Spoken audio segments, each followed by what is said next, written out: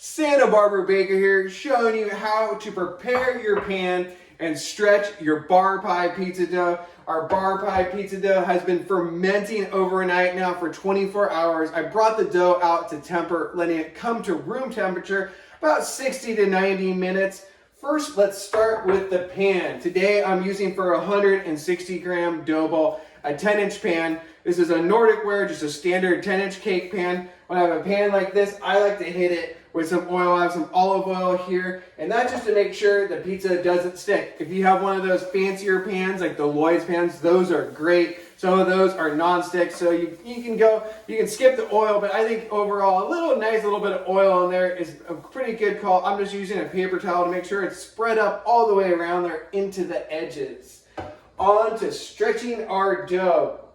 My dough here brought up to room temperature. I'm gonna hit it first with just a little bit of flour on the top, then using this little tool here to pull it off my plate and onto my workspace here. I'm going to hit it with a little more flour here, and then just like I would a normal pizza, start tapping it out into a mostly round shape, getting it nice to, you shoot for about a 1/2 inch thickness here, working with your hands, just going around in a circle, stretching it out like you would any pizza. But then when you get it, nice little thinness here, and we're not really looking to try and build any crust on this one. This one, we're going to put the cheese and everything up to the edge, so don't feel too bad if you're not preserving all that crust. That's looking good to me for the first little part of the hand stretch.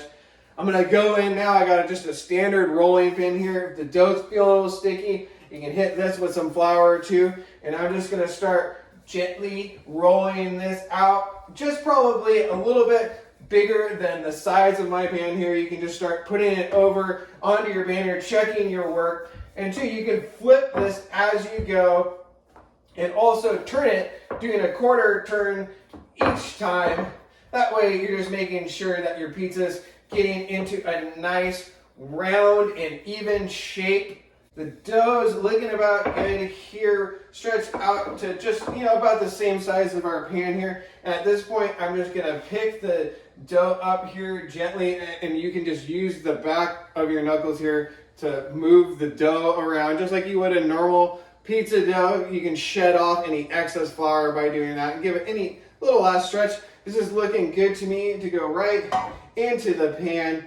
Being careful here to not let it fold on top of itself. It's a really thin dough, which is exactly what you want because we're going thin and crispy here. I'm just going to use my hands to just gently get this stretched out all the way to the edges, taking out any wrinkles. And then you can just kind of push it up against the edge of the pan in here. I want it a little bit bigger here, which is fine.